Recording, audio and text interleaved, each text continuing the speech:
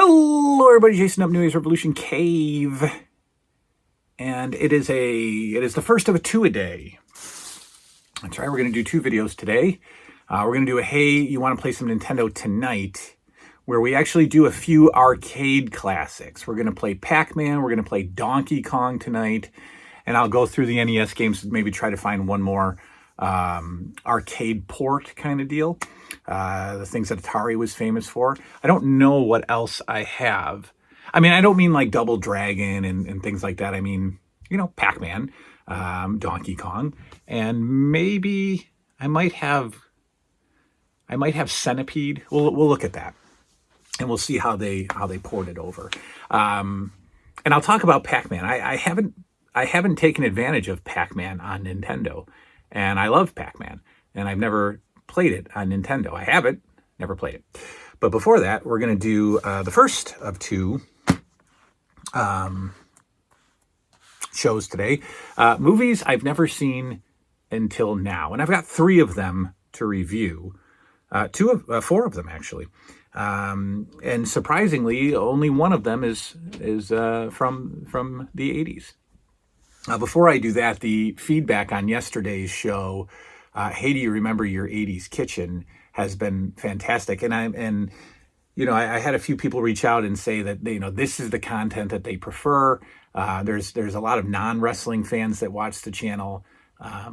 So while I won't take away the LJN and the Wrestling with the Past content and my 30 most memorable wrestling moments, we got to see those through. I am gonna spend more time just talking about the other 80s stuff.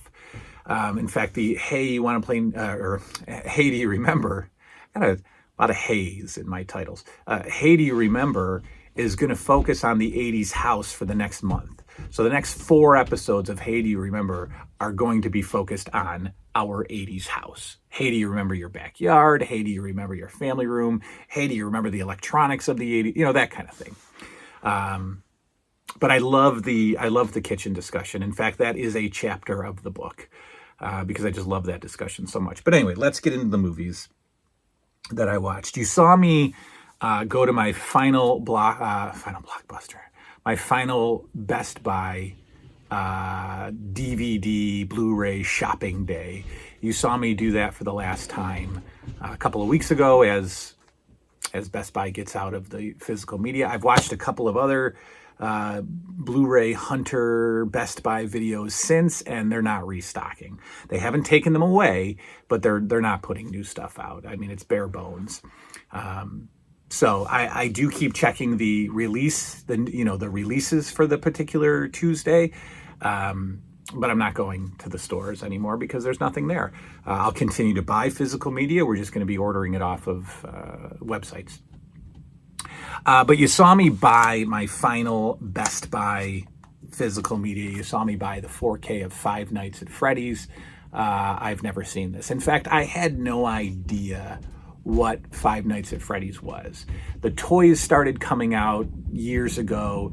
The Funko Pop started coming out. I know it was some kind of a video game, but I had no idea what Five Nights at Freddy's was. I didn't know anything about it.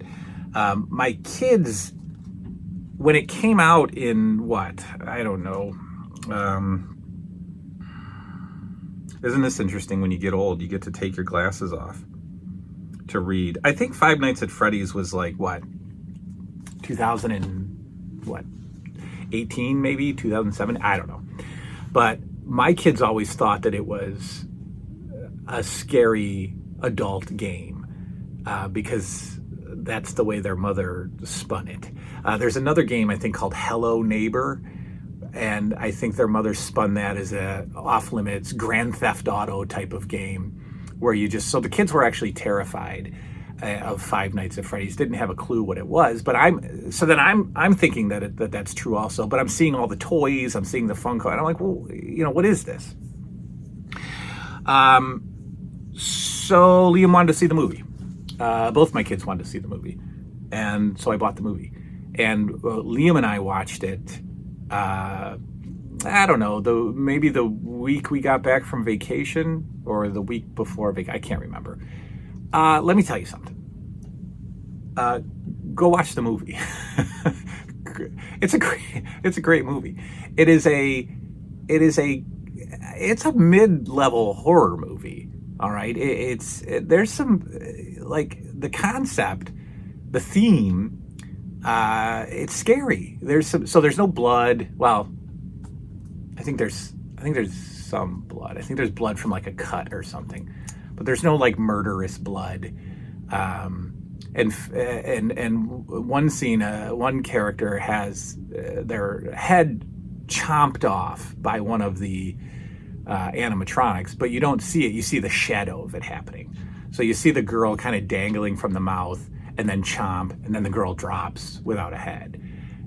So you're like, so basically the story is there is an abandoned Chuck E. Cheese style restaurant from what I'm going to say is the 90s. I think the movie is filmed in the 90s-ish. And the animatronic Chuck E. Cheese style restaurant called Freddie Fazbear's Pizzeria. Total Chuck E. Cheese ripoff. Total Chuck E. Cheese. But I'm always looking at stuff. I'm always looking at background stuff, and I'm like, that's not the 80s. They didn't do this, right? Like they got some arcade games, some cabinets, but then they also have like a claw machine, almost like a more modern. It's got a little bit of a 90s feel, but I'm just being picky, right? It's not a true 80s arcade. It's been abandoned. It's been shut down. A fella down on his luck who has lost his parents and is taking care of his little sister. He's down on his luck employment-wise. He gets a job as a security guard at this abandoned restaurant. And so you think, well, that's great. Nobody's what am I going to do? It's abandoned. Nobody's coming in. The animatronics are still set up behind the stage. And, there's a little bit of a sub-story going on is this guy, his younger brother, when he was a kid, was kidnapped. And he keeps having these dreams about the day that the kid was kidnapped, and the dreams are repetitive, and he learns a little bit more information each time he dreams. So basically, you kind of get the idea that he's trying to figure out what happened to his brother. But as he security guards the abandoned restaurant, he gets to learn about the restaurant's truths. And he and his little sister that he's almost adopted at this point, get to meet the animatronics. And are they good animatronics? Are they bad animatronics? Who knows? You don't know. But the animatronics are basically, I don't want to ruin anything for you, but why are the animatronics even alive? Why do they come alive? You got to find out. What does it have to do with the little kid being kidnapped? It's a heavy theme when you find out. When you find out what happened, when it ties all together, it's a bit of a heavy theme, but Liam enjoyed it. Finley tried to watch it and got scared, but Liam enjoyed it. I enjoyed it. I think it's a fun little, mid-level scary movie. I've never seen the Goosebumps movies. I've never seen, scary stories to tell in the dark that are semi-themed towards younger people. This is kind of in that ballpark, but again, with the whole theme of the kidnapping, and again, when you find out what's happening and what happened in this, so watch it with your 6-year-old, probably not. Watch it with your 11-year-old, sure. It's a good movie. I'm glad I own it, to be honest with you. I like it. Next up, we still haven't gotten into the 80s yet. Look, I brought this up on the channel a few months ago, and people said, you're either going to love it or it's going to be too over the top. Now, I grew up with my dad watching action movies. Steven Seagal, Jean-Claude Van Damme. We loved those guys. I never got into like Chuck Norris or anything like that. I never watched, what's the Chuck Norris movies? Delta Force. What's that one called? I can't remember, but I never watched those. I didn't even really like Rambo much as a kid. But I loved the over-the-top, suspend reality action of the Van Damme and the Seagal movies, especially Seagal. Where every pistol has 40 bullets in it, and nobody's ever reloading, and whatever. But they're still tame. They're still, yeah, you got to suspend reality, but they're still kind of, semi-believable.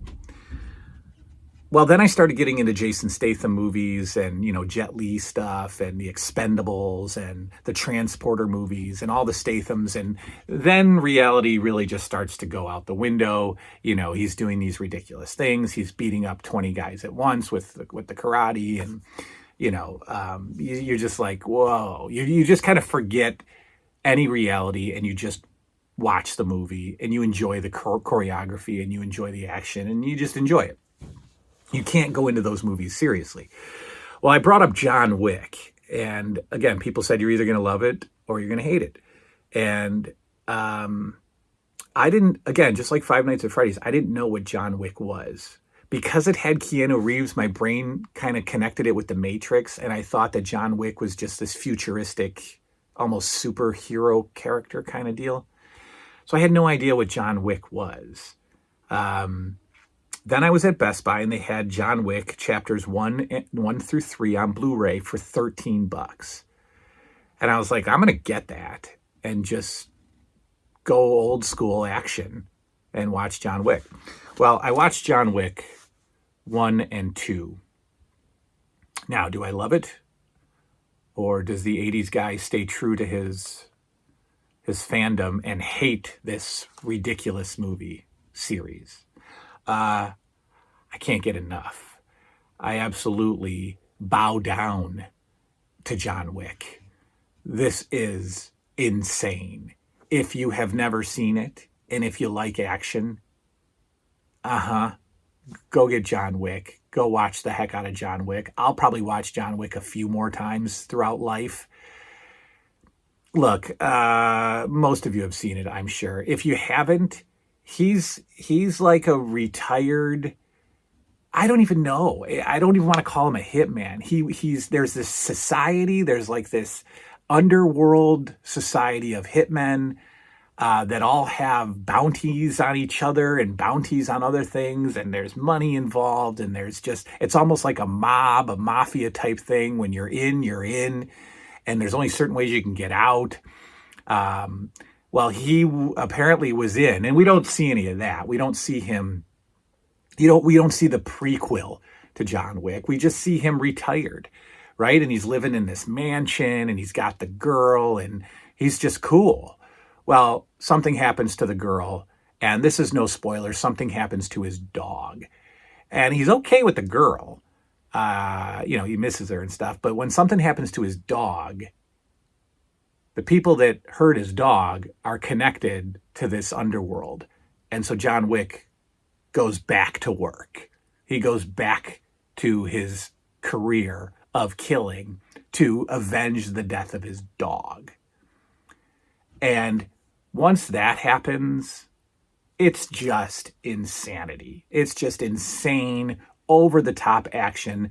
The fight scenes are great, but what just stopped me and I staring with my mouth open with drool is his gunplay. John Wick shoots everybody in these movies extremely quickly. Imagine Statham fighting 20 guys, kicking them all over the place and spinning, and Seagal breaking arms and snapping necks.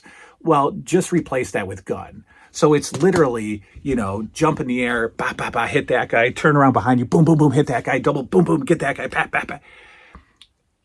Insanity, and so cool. So cool. This series is incredible. I watched part 2. I think part 1 is way better than part 2. Part 2 is okay. Same deal. He's out. He gets brought back in. Not for revenge, but somebody like, I guess you can't refuse certain work or else then you have to die. I don't know. I don't know. I wasn't paying attention. But he's back in. He's got to kill. Now he killed. Now the people that he worked for are trying to kill. It's just crazy. It's just insane. But it's just, you don't even have to care.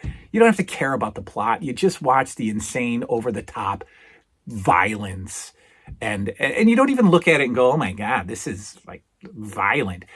It's just so stupidly over the top insanity that you just don't look away. It's so good. I love John Wick. I love it. And I'm so glad I found it. And I have to watch 3, and then I got to go buy part 4. All right, let's go back in time. Let's go back to who I am. A year ago, I bought this at Best Buy for like $5. They had the complete collection of Police Academy on DVD, of all things. And I've only seen bits and pieces of Police Academy. Police Academy 1, which I didn't remember at all. Police Academy 2, I think I've seen a little bit more of with Bobcat Goldthwait, I think. And then like part 3, part 4, part 5, I have no idea. There's 7. Mission to Moscow, City Under Siege. I remember Citizens on Patrol, part 4. I don't remember Assignment Miami Beach, City Under Siege. So I'm guessing that those are awful. I'm guessing that, probably 4, 5, and 6 are terrible. 4, 5, 6, and 7 are terrible. But the other day I watched part 1, Police Academy 1. And again, if you want to just sit around and go back in time, Police Academy is fantastic.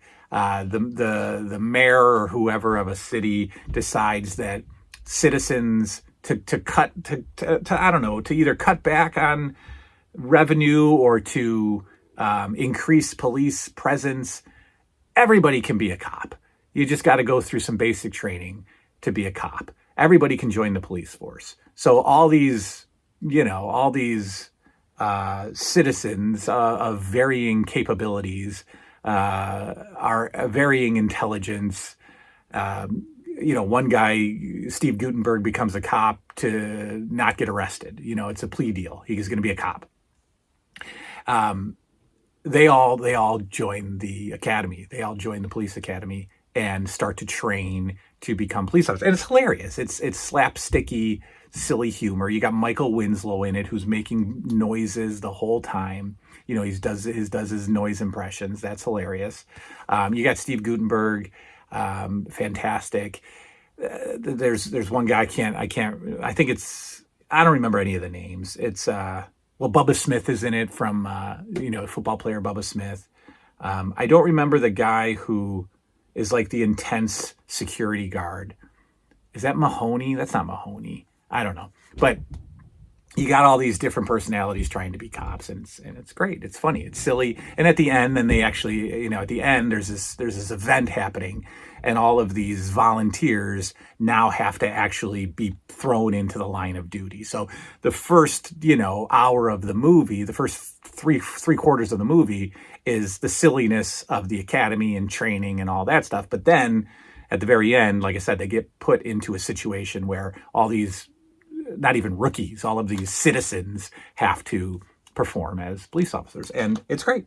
It's funny, and it's good, and it's silly, and it's 80s. So those are the 3 movies I've never seen before until now. Five Nights at Freddy's, recommend. John Wick, stop it. Just go see it now. And of course, Police Academy 1, go recommend or go see. I will watch part 2 eventually. I'm not going to binge these. I just don't want to. But I'll watch part 2 in a month or so, and then, see what I think of it. And if I almost can't own something without, I don't want to not watch all of them, but I don't want to binge them. I can't sit around for 7 nights and watch Police Academy. But first one's fantastic. This box set is horrible. The packaging, it couldn't get any plainer. But this was what did I say, $6, $9, $5? I don't know. This was nothing. About a year ago. Anyway, those are the movies. We'll be back later tonight with, hey, want to play some Nintendo? Good night now.